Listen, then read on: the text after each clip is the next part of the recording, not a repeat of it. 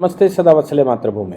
हम लोग चर्चा करने जा रहे हैं माननीय मोदी जी का एक विज़न, एक मिशन चल रहा है।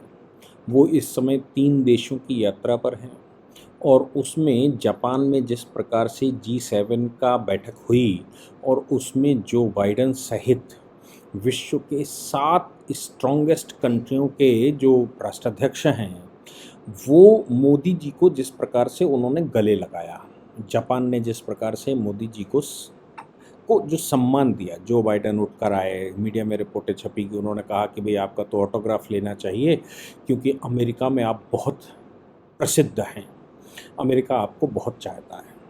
ये तो बात ये बता रही थी कि जो बाइडेन चुनाव में अमेरिका के पक्ष में मोदी जी को चाहते हैं। जैसे पिछली बार आपने देखा होगा कि किस प्रकार से पिछले राष्ट्राध्यक्ष ट्रंप प्रशासन भारत के प्रधानमंत्री को हाथों हाथ ले रहा था। अमेरिका इस समय इतना अमेरिका हो गया, ब्रिटेन हो गया, फ्रांस हो गया, जर्मनी हो गया, इटली हो गया, कनाडा हो गया। कनाडा हमारे विरोध में काम करता रहा है, खालिस्तान मूवमेंट का सपोर्ट करता रहा है। अमेरिका भी कोई ख़ास हमारा ख़ास नहीं रहा कभी। और ये जम्मू कश्मीर का जो विषय है, जहाँ पर अभी हम देख रहे हैं कि जिस प्रकार से G20 के जो टूरिज़्म उनका जो काउंसिल है, उसके लोग बैठक कर रहे हैं। ऐतिहासिक बैठक है, इसमें कोई शक नहीं है। विरोध करने वालों में पाकिस्तान ने विरोध किया है या फिर सऊदी नहीं आया, टर्की नहीं आया, चाइना ने उसका विरोध किया है। इनको छोड़कर किसी कंट्री को कोई समस्या नहीं है और वो सब एंजॉय कर रहे हैं, वहाँ कार्यक्रम चल रहा है। ये वो कंट्री हैं, जब मुझे याद आता है कि पाकिस्तान की सेना ने कबायलियों के वेश पर भारत पर हमला किया था जम्मू कश्मीर के हिस्से पर, तब हम सिक्योरिटी काउंसिल गए थे। नेहरू जी से उस समय के राजा हरि सिंह कह रहे थे कि नहीं भाई, आप सेनाओं की कमान हमारे हाथ में दे दो, हम सब खाली करवा लेंगे, मेरा क्षेत्र है, हमें हमारा जाना बूझा है। हालांकि नेहरू जी उनको कमान देने को तैयार नहीं थे, उनको वो ज़मीन बचाने के लिए कोई अवसर नहीं देना चाहते थे। नेहरू जी उल्टे माउंटबेटन के कहने पर सिक्योरिटी काउंसिल चले गए थे। सिक्योरिटी काउंसिल में पैसिफिक सेटलमेंट का जो डिपार्टमेंट था, उसमें उन्होंने कंप्लेंट की थी और कंप्लेंट भी ये की थी कि भाई पाकिस्तान हमारे ऊपर हमला कर रहा है, पाकिस्तान घुस रहा है, साहब इनको मना कर लो, नहीं तो हम फिर युद्ध हो जाएगा और आप इनके संरक्षक हैं, फिर आप चिल्लाओगे। उस समय UNCIP, United nation commission for Indian Pakistan की नियुक्ति कर दी गई थी और वो कमीशन भी हमारे विरुद्ध ही काम कर रहा था। सारे डॉक्यूमेंट हमारे पक्ष में थे, अधिमेलन हमारे पक्ष में था, जो कुछ भी उस समय UNO हम लेकर गए थे, सब कुछ मेरे पक्ष में था। मतलब कानूनी और कागजी रूप से वो सब कुछ मेरे पक्ष में था। इसके बावजूद ये पश्चिमी देश हमारा सपोर्ट करने को तैयार नहीं थे। यहाँ तक कि कहा जाता है, और कहा क्या जाता है, पाकिस्तान इस बात के लिए एहसान भी मानता है कि जम्मू कश्मीर का जो हिस्सा पाकिस्तान के कब्जे में है, उसके पीछे मेजर ब्राउन है। मेजर ब्राउन वो था जो गिलगिट बाल्टिस्तान एजेंसी का उस समय चीफ था।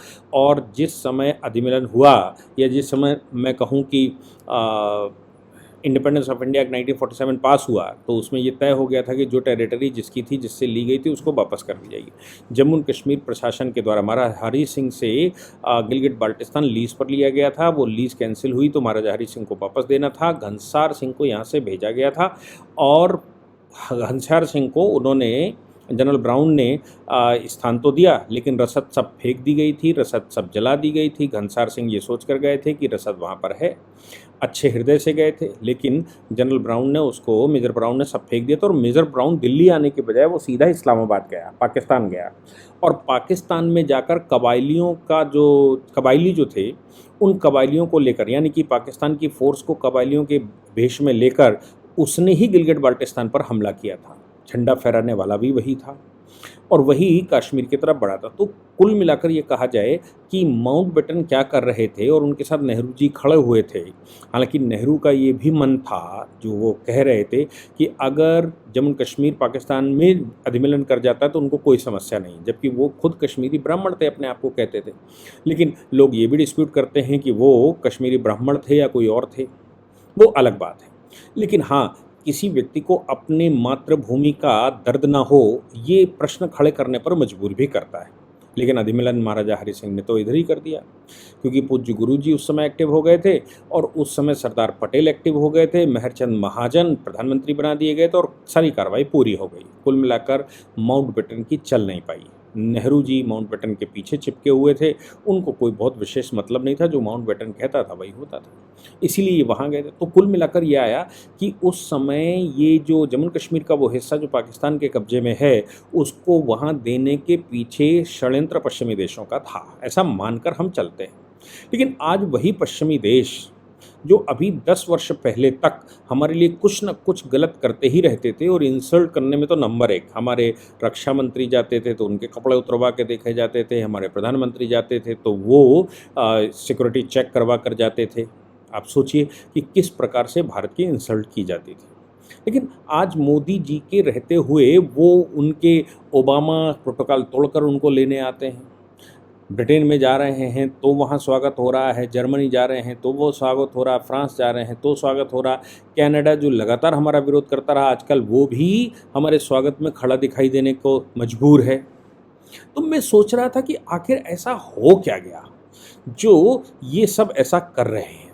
एक बात तो ये है कि कोविड के दौरान, जैसे कोविड आया तो कोविड के दौरान विश्व में जो महामारी ने अपना जाल फैलाया, उसमें सबसे बड़े मददगार के रूप में मोदी जी उभर कर आए। वैक्सीन डिप्लोमेसी उसको लोग कहने लगे हैं कि वैक्सीन डिप्लोमेसी की गई। एक बात और ये ध्यान देने वाली है कि मोदी जी ने जिस प्रकार से 140 करोड़ लोगों के भरण पोषण की व्यवस्था कोविड काल में की, वो अद्वितीय है पूरे विश्व में, उसका कोई दूसरा इलस्ट्रेशन नहीं है। और जहाँ इकोनॉमी बस्ट हो रही हो, चाइना की इकोनॉमी बस्ट हो गई, आप देखिए पाकिस्तान किस हालत में चला गया, श्रीलंका किस हालत में चला गया, अमेरिका जो इस समय अपने उदय के बाद के सबसे क्रिटिकल टाइम पर है। हाँ, मैं मानता हूँ कि 2007-8 की जो मंदी आई थी वो और ज़्यादा क्रिटिकल थी। 2007-8 की मंदी से प्रभाव उन पर पड़ा था। ऐसा पहली बार नहीं हुआ, 1975-77 में भी ऐसा बहुत बड़ा भूचाल टाइप का आया था। तब इंटरनेशनल करेंसी के रूप में डॉलर को सबोटेज किया गया था और उसकी जगह पर स्पेशल डिपॉजिट राइट्स या डिसिप्ट राइट, जो भी शब्द इस्तेमाल करते हैं, एसडीआर आईएमएफ ने निकाल दिया था। उससे पहले या तो गोल्ड होता था या फिर डॉलर होता था। एक बात और थी, यूएनओ बनने के बाद चूंकि अमेरिका तटस्थ टाइप का था दूसरे विश्व युद्ध में, केवल नागासाकी हिरोशिमा में बॉम्ब डालकर वो हीरो बना था, उसका कोई बहुत नुकसान नहीं हुआ था। न ही पहले वर्ल्ड वार में हुआ था, न ही दूसरे वर्ल्ड वार में हुआ था। तो अमेरिका युद्ध में चूंकि गया नहीं था, इसलिए बहुत उसका नुकसान नहीं हुआ था। उससे पहले अमेरिका ये भी था, सो है साहब, बहुत कुछ नहीं है, अमेरिका तटस्थ टाइप का रहता है, दूर है। लेकिन अमेरिका ने उसके बाद जब यूएनओ बना तो सारे फाइनेंशियल इंस्टीट्यूशंस यूएस में ही रखे और उनके, चाहे वो वर्ल्ड बैंक की बात करें, आईएमएफ की बात करें या फाइनेंशियल कॉरपोरेशन की बात करें, और जितने प्रकार के, कुल मिला के फिनेंशियल जितने भी इंस्ट्रूमेंट थे वर्ल्ड के जो यूएनओ के तहत बनने वाले थे या बन चुके थे, वो सब यूएस में उसके हेडक्वार्टर बनाए गए। आज भी वर्ल्ड बैंक का चीफ अमेरिका के बगैर नहीं बनता। इवन लोग कहते हैं कि, मुझे याद नहीं है सही से, लेकिन लोग कहते हैं कि अमेरिका का ही व्यक्ति होता है उसका चीफ, आईबीआरडी का। तो अमेरिका फाइनेंशियली सब कुछ करता है और उसका स्वभाव भी है, उसका नेचर है फाइनेंस को मैनेज करना। तो अमेरिका इस फाइनेंस के लिए ही वो युद्ध भी करता है तो उसमें फाइनेंस देखता है, वो ईरान पर युद्ध करता है तो फाइनेंस देता है, अफगानिस्तान पर करता है तो फाइनेंस देखता है, वियतनाम पर करता है तो वो देखता है।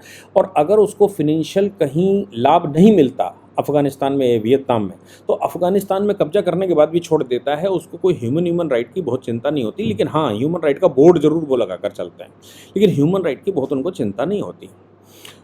अब ऐसी परिस्थिति में इराक में वो नहीं छोड़ना चाहते इराक में वो बैठे हुए हैं और बहुत सारे कंट्रियों में वर्ल्ड में उन्होंने अपने जो डिफेंस सेंटर बना कर रखे हैं वो कभी उन्होंने छोड़े नहीं। भारत में भी उन्होंने प्रयास किया था 2001 में कि वो किसी तरह से भारत में एक स्थान पा जाएं, लेकिन अटल बिहारी वाजपेयी प्रधानमंत्री थे, उन्होंने स्थान दिया नहीं। आज भी मोदी जी ने ये जो चाइना के साथ हमारा चल रहा था, उसमें भी अमेरिका ने बहुत प्रयास किया कि किसी तरह से कोई एक टापू ही अमेरिका को दे दिया जाए जहां वो अपने डिफेंस को रेस्ट करवा सके। मोदी जी सब कुछ झेलते रहे लेकिन अमेरिका को वो स्थान नहीं दिया, क्योंकि हमारे अनुभव छोड़ दीजिए, विश्व भर के अनुभव बहुत ख़राब हैं। जहां कहीं भी अमेरिका ने स्थान बनाया, उसने कभी उस स्थान को छोड़ा नहीं, डिफेंस को, उसकी डिफेंस वहाँ पर बैठी रही। खैर, ये तो दूसरी बातें हो गई, लेकिन सवाल ये पैदा होता है कि इस समय मोदी ही क्यों? एक कारण जो दिखाई देता है वो ये है कि अभी मैं वर्ल्ड इकोनॉमिक फोरम नाम था, पता नहीं क्या, मैंने उसकी एक आपको बताया भी था।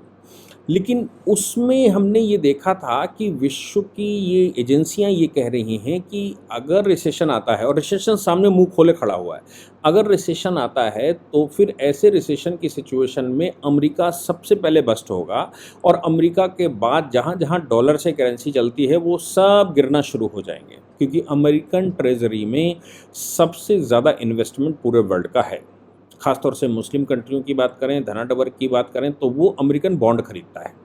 American bond American treasury issue करती है और उन बॉन्ड में ब्याज सहित पैसा देती है। तो ये माना गया कि भाई अमेरिका की इकोनॉमी बहुत स्ट्रांग है, इसलिए अमेरिका के बॉन्ड खरीदे जाएं। ये आपको याद होगा कि जब चाइना में परिवर्तन हुआ था सन 1949 में, तो भी जो पहले की नेशनलिस्ट चाइना थी उसका भी इन्वेस्टमेंट बहुत बड़ा अमेरिका में था। उसके शिप्स का इन्वेस्टमेंट था, उसके एयरलाइंस के इन्वेस्टमेंट वहाँ पर बहुत थे, और उस पर लड़ाई भी लंबी चली गई थी। तो ताइवान, जो आज का ताइवान है, वो ओरिजिनल चाइना के नेशनलिस्ट चाइनीज़ लोग वहाँ पर बैठ गए थे जाके। वो पहले चाइना का ही हिस्सा होता था, बाद में वो चाइना वही बना, और 1973 तक एटलीस्ट चाइना का मतलब होता था ताइवान।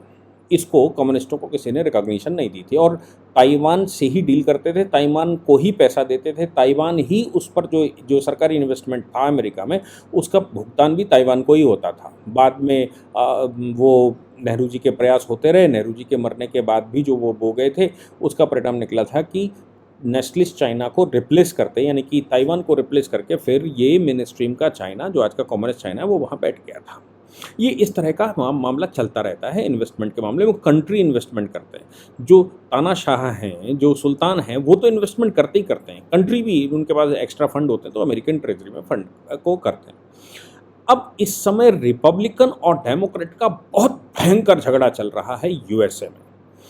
एक बिल जो डेमोक्रेट से लेकर आए थे कि भाई कर्ज की जो सीमा है अमेरिका की, यूएसए की, वो सीमा बढ़ा दी जाए, क्योंकि अगर वो सीमा नहीं बढ़ाई जाती तो उनके बैंक लगातार बैंकरप्ट हो रहे हैं और हो जाएंगे, समस्या खड़ी हो जाएगी। लेकिन अपर हाउस में चूंकि डेमोक्रेट जो बाइडन बैठे हुए हैं, बाइडन का या उनकी पार्टी का वो मेजॉरिटी नहीं है, अपर हाउस में मेजॉरिटी रिपब्लिकन की है, और रिपब्लिकन इस बात पर अड़े हुए हैं कि हम अनुमति नहीं देंगे, बैंक का जो ऋण का लिमिट है वो नहीं बढ़ा सकते। वो ये कह रहे हैं कि आप अपने खर्चे काटिए, आप बहुत ज़्यादा खर्चे कर रहे हैं, आप दुनिया भर का ये स्टेज सजाए पड़े हैं, यात्राएं करवा रहे हैं, ये कर रहे हैं, वो कर रहे हैं, आप पहले सरकार, जो बाइडन अपनी सरकार के खर्चे कम करे, उसके बाद हम इस पर बात करेंगे। लिमिट पार हो चुकी है, जून में ही, पिछले साल जून में ही पार हो चुकी थी, लगभग 10 महीने होते जा रहे हैं कि 11 महीने। अब अमेरिका उसको झेल नहीं पा रहा है, उनके बैंक करप्ट होने शुरू हो गए हैं। एटलीस्ट 2 बैंकों, बड़े बैंकों की तो जानकारी मुझे है, जो बैंक करप्ट हो गए हैं, जिसकी वजह से उनकी करेंसी लगातार खराब हो रही है। वो इंटरेस्ट रेट बढ़ाकर अपनी करेंसी को, डॉलर को किसी तरह मेंटेन किए हुए हैं। लेकिन ये निश्चित है कि अगर उनके कर्ज की सीमा न बढ़ाई गई, क्योंकि कर्ज जो लिया जाता है उसके रीपेमेंट के भी करने पड़ते हैं, तो सरकार के पास पैसा होना चाहिए रीपेमेंट करने के लिए, और कर्ज नया लोगे नहीं तो पुराना वाला रीपेमेंट कैसे करोगे? जैसे ही आप रीपेमेंट नहीं कर पाएंगे, डिफॉल्टर हो जाएंगे। और अगर अमेरिका एक हफ्ते के लिए भी डिफॉल्टर होता है, सपोज ये स्थिति बन गई और एक हफ्ते भी डिफॉल्टर हो गया, 1 महीने डिफॉल्टर हो गया, वो बिल पास करने में 1 महीना लग गया, तो फिर अमेरिका में रिसेशन आना निश्चित है। अब अमेरिका में रिसेशन अगर आ गया तो अमेरिकन ट्रेजरी पर कौन विश्वास करेगा? डॉलर एकदम गिर जाएगा। अब डॉलर अभी इंटरनेशनल करेंसी की तरह काम कर रहा है, तो रशिया रूबल लेकर सामने खड़ा हुआ है। भारत ने भी अपनी करेंसी को इंटरनेशनली कम से कम 18-20 देशों में तो चला ही दिया है, और चाइना भी अपनी करेंसी को लगातार बढ़ाने की कोशिश कर रहा है। तो हो ये रहा है कि किस प्रकार से डॉलर को कौन सा कंट्री रिप्लेस कर जाए। हो सकता है कि यूरो उसको रिप्लेस कर जाए, यूरोपियन कंट्रीज, हो सकता है रूबल कर जाए, हो सकता है येन कर जाए, रुपया कर जाए। कुल मिलाकर ये सब प्रयास हो रहे हैं कि किस प्रकार से डॉलर कमज़ोर हो जाए। अब डॉलर, अगर वो डिफ़ॉल्टर हो जाते हैं तो डॉलर कमज़ोर हो जाएगा, डॉलर कमज़ोर हो जाएगा, उनकी ट्रेजरी पर विश्वास करना बंद कर देंगे, वो उसके ऊपर बॉन्ड निकालेंगे भी तो कौन खरीदेगा? खरीदने से पहले लोगों को सोचना पड़ेगा, भई ये डिफ़ॉल्टर है, अभी नहीं दे पा रहे। तो यहाँ पर जब तक नया कर्ज अमेरिका नहीं लेगा, तब तक पुराने कर्जे को नहीं भर सकता, उसकी ब्याज नहीं भर सकता, बॉन्ड का पेमेंट नहीं कर सकता, जिनके बॉन्ड पूरे हो रहेंगे, और यहाँ पर वो डिफ़ॉल्टर हो ही जाएगा। तो फिर अमेरिका के पास अभी व्यापार बढ़ाना है सबको, अगर ये रिसेशन आता है तो ऐसा संसार में कौन सा कंट्री है जो इनके किसी के भी रिसेशन को कंट्रोल करवा सकता है? बात आती है कि संसार की सबसे बड़ी मार्केट किसके पास है? सबसे बड़ी मार्केट या तो चाइना के पास है या भारत के पास है। चाइना अपनी मार्केट खोल नहीं रहा क्योंकि वो खुद परेशान है, हालांकि चाइना सब कुछ बनाता है। चाइना अपनी मार्केट खोल नहीं रहा और यहाँ तक कि उसकी जो मार्केट है वो बंद कर रहा है इस समय दूसरों के लिए। जैसे अमेरिका की एक चिप आती थी, तो वो चिप एक कंपनी चाइना में बेचती है। जैसे ही ये G7 की बैठक हुई, G7 में सबने एक सुर में चाइना को क्रिटिसाइज किया, ऐसा कहते हैं। तो चाइना ने उसको डिफॉल्टर घोषित कर दिया और ये कह दिया, उसको ये कहा कंपनी को कि तुम्हारी चिप यहाँ नहीं आ सकती सिक्योरिटी रीजन से, क्योंकि इसमें वो कोडिंग है। नतीजा निकला कि चाइना की कंपनियां जो वो चिप बनाती हैं वो उठकर, उनके शेयर्स किसी के 15% उठ गए, किसी के 20% उठ गए, और अमेरिका का वो जो कंपनी है उसके शेयर 28% नीचे गिर गए। तो इस प्रकार चाइना जैसे कंट्री जहाँ पर मार्केट खुला हुआ था अमेरिका के लिए, किसी भी कारण खुला हो, वो अपने बंद करने उन्होंने शुरू कर दिए हैं किसी कारण से। अब अमेरिका इस समय संकट में है और मार्केट चाइना बंद कर रहा है। ऐसी परिस्थिति में उनको एक मार्केट की ज़रूरत है, और भारत संसार की सबसे बड़ी मार्केट इस समय है चाइना के बाद। चाइना अपनी खोल नहीं रहा, और मार्केट इसलिए है क्योंकि मोदी जी ने संसार को मार्केट दिखाई है। इससे पहले हम ये कहा करते थे कि जनसंख्या का विस्फोट है, हमारे पर ओवरलोड है, हमारे पर ये। मोदी जी ने कहा हम यंग कंट्री हैं, हम सबसे बड़े कंज्यूमर हैं, हम सबसे बड़े प्रोड्यूसर बन सकते हैं, हमारे यहाँ आप आइए, इन्वेस्टमेंट करिए, आपको यहाँ से धन मिलेगा, आपको यहाँ मार्केट भी मिलेगी, ये सब कुछ। और ऊपर से अभी कोविड के दौरान जो परिस्थिति हुई, उस परिस्थिति में भारत ही एक ऐसा कंट्री है जो अपने आप को बचा पाया। और वर्ल्ड फोरम इस समय मोदी सहित ये कह रहे हैं कि अगर रिसेशन आया तो केवल एक कंट्री ऐसा होगा जिसमें रिसेशन का 0 प्रभाव होगा, वो है भारत। भारत इतना स्टेबल पूरे वर्ल्ड की नज़र में है कि नहीं है, ये तो अंदर के नेता बताएंगे, लेकिन पूरे विश्व में भारत सबसे स्ट्रांगेस्ट माना जा रहा है। अब हमने अपनी ट्रेजरी को मजबूत करने के लिए, कि हमारी ट्रेजरी में भी अगर रिसेशन आया तो रिपब्लिकन ने उनकी कैप नहीं बढ़ाई कर्ज की, तो रिसेशन आएगा तो हमारे ऊपर भी प्रभाव पड़ेगा। तो हमारे ऊपर प्रभाव ना पड़े इसके लिए 2000 का नोट सरकार ने ऑलरेडी बंद कर दिया है, वो बैंकों में डिपॉजिट हो जाएगा अगले 4 महीने में। और बैंकों में डिपॉजिट हो जाएगा तो इसका परिणाम निकलेगा कि हमारी ट्रेजरी के पास पैसा होगा, क्योंकि बैंकों में जमा हो जाएगा। अभी वो काले धन के रूप में कहीं भी दबा बैठा है, वो बैंक में जमा किसी न किसी साधन से तो हो गई, चाहे वो एक्सचेंज करवाए, चाहे वो जमा करवाए। और मैं मानकर चलता हूँ जितना पैसा वहाँ जमा होगा उसका 10% वापस जाएगा, 90% वहीं डिपॉजिट हो जाएगा। 90% निकलेगा साल 2 साल में। तब तक साल 2 साल के रिसेशन के लिए हमारे पास लड़ने की शक्ति होगी, हमारे पास रोकने की शक्ति होगी। ये कारण है कि बाइडेन सहित विश्व के सभी लीडर्स कोशिश कर रहे हैं कि किसी तरह से मोदी जी को पटाकर अपने साथ रखा जाए, ताकि मोदी अपनी मार्केट उनके लिए एटलीस्ट खोल दें, तो उनके रिसेशन को थोड़ा कम किया जा सकता है। आपने देखा होगा यूके में 3 सरकारें बदल गई, 3 प्राइम मिनिस्टर सिर्फ इस बात के लिए बदल गए कि भारत के साथ डील करनी है कि नहीं करनी है। भारत के लोगों को वहाँ सर्विस सेक्टर में जो डॉक्टर्स हैं, जो इंजीनियर्स हैं, जो वहाँ काम करते हैं, उनको वहाँ अपॉर्चुनिटी देनी है कि नहीं देनी है। ब्रिटेन इस स्थिति में नहीं है कि वो दूसरे लोगों को ऑबलाइज कर सके। ब्रिटेन की हालत बहुत खस्ता है जब से ब्रेक्जिट उन्होंने किया है। तो ब्रिटेन, लेकिन हम कह रहे हैं कि हम एग्रीमेंट तभी, अपनी मार्केट आपको तभी देंगे कुछ विषयों के लिए जब आप हमारे लोगों को वहाँ एडजस्ट करो। क्योंकि हमारी खास बात एक और है, हमारे लोग विश्व भर में गए हुए हैं यहाँ से एम्प्लॉयमेंट की दृष्टि से, क्योंकि भारत तो नौकरों का देश है, मतलब 1000 साल की गुलामी है, हम तो नौकरी करना चाहते हैं। तो हमारे यहाँ से जो नौकर संसार भर में सप्लाई किए गए हैं, मतलब एम्प्लॉयज़ सप्लाई किए गए हैं, वो एम्प्लॉयज़ वहाँ से फॉरेन करेंसी भी भेजते हैं बड़ी हालत में। तो वो फॉरेन करेंसी हमारे पास है, बैलेंस ऑफ पेमेंट के लिए हमको सुविधा देती है। रिसेशन आएगा तो ये भी सब वापस भारत में आएंगे, तो हमें ये भी तैयार रहना पड़ेगा कि ये सब भारत में वापस आएंगे तो इनको एम्प्लॉयमेंट भी देना है, और इस अपॉर्चुनिटी को हमको कैश कैसे करवाना है, कैसे भारत को मैन्युफैक्चरिंग हब बनाना है, कैसे भारत को हमें इन लोगों को ऑबलाइज करना है जब ये वापस आएंगे। तो ये जो सारी सिनेरियो है, ये सिनेरियो बता रही है कि एक केवल अकेले मोदी जी हैं जो संसार को बचा सकते हैं। पिछले 10 वर्ष की जो इकोनॉमिक स्ट्रेंथ भारत ने अपनी दिखाई है, और जिस प्रकार से भारत ने कोविड के दौरान भी अपने आप को मैनेज किया है, और रिसेशन के बाद, रिसेशन 2008-7-8 में आया था, उसके बाद जिस प्रकार से भारत ने अपने आप को उठाकर खड़ा किया है, विश्व पटल पर दिखाया है, वो सब कुछ बता रहा है कि मोदी जी को पूजे बगैर काम किसी का चलने वाला नहीं। मैं इसको अस्थायी फेस इसलिए कहता हूँ क्योंकि आज वो संकट में है, इसलिए मोदी जी को इतना वो स्थान दे रहे हैं। हालांकि इसमें कोई शक नहीं है कि मोदी जी करिस्मेटिक लीडर हैं। करिस्मेटिक लीडर होने की वजह से ये सब कुछ पिछले 10 वर्ष में उन्होंने पूरे वर्ल्ड को भारत को मार्केट कर पाए हैं कि भाई पूरे वर्ल्ड को हमने दिखाया है। आज भी वो सिडनी में एक 20,000 भारतीयों की सभा वहाँ पर कर रहे हैं, और सिडनी में किस प्रकार से रंगारंग कार्यक्रम इस समय चल रहे हैं वो सब हम देख ही पा रहे हैं। तो कुल मिलाकर ये बात आती है कि विश्व भर में हमने अपनी स्थिति को दिखाया है, और इस समय मोदी जी को पूजने का एक कारण है क्योंकि वो बहुत अच्छा देश को मैनेज कर रहे हैं। पूरे वर्ल्ड के रिसेशन के बावजूद भारत अपने आप को बचा सकता है और बचाए हुए है।